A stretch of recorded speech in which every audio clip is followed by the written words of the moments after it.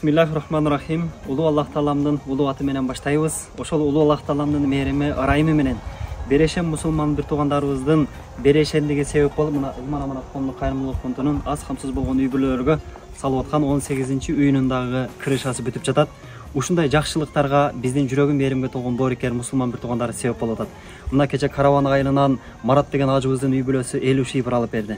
Калган шипрларыны ушул крышасына кетип аткан материалдарына жардам берип аткан мына Сыпат ишканасы. Ушул Сыпат ишканасынын директору Манас ажыбыз, Аллах Таалам кабыл кылсын, өмүрүн динге арнаган, өмүрүн Аллах Тааламдын жолуна арнаган, ар бир сөзүндө аят менен сүйлөгөн, хадис менен сүйлөгөн, адамдардын көңүлүн көтөрүп сүйлөгөн, адамдардын жүрөгүнөн, адамдардын көңүлүнөн орун таап сүйлөгөн, адамдарга жакшылык каалап сүйлөгөн, адамдарды бейишке чакырып, адамдарды тозоктон кайтарып сүйлөгөн Манас ажыбыз, Аллах Таалам разы болсун, умра сапарларына барып, ажылык сапарларына барып, ушундай бир ыйык жайларда Аллах Таалам жүрөгүнө салган экен. Элибизге, журтубузга, келечек урпактарыбызга, келечек зурияттарыбызга адал ак кызмат кылайлы деп мына диш аяктарды жуучу, мөмө жемиштиктерди жуучу адал продукция ишканасын ачты. Алхамдулилла, бүгүнкү күндө канчалаган мечит медреселерге, муктач болгон үй бүлөлөргө, жетим жесирлерге, караусуз калган мусулман бир туугандарыбызга өзгөчө жардам берип келет. Аллах Таалам дагы элибизге, журтубузга ушундай бир адал кызмат кылганга Аллах Таалам мүмкүнчүлүк берсин.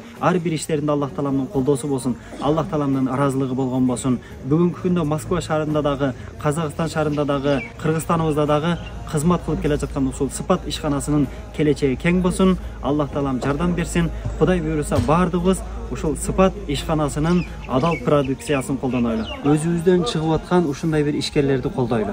Кудай буйруса Кызыл Кыя шаарына дагы келип жатат.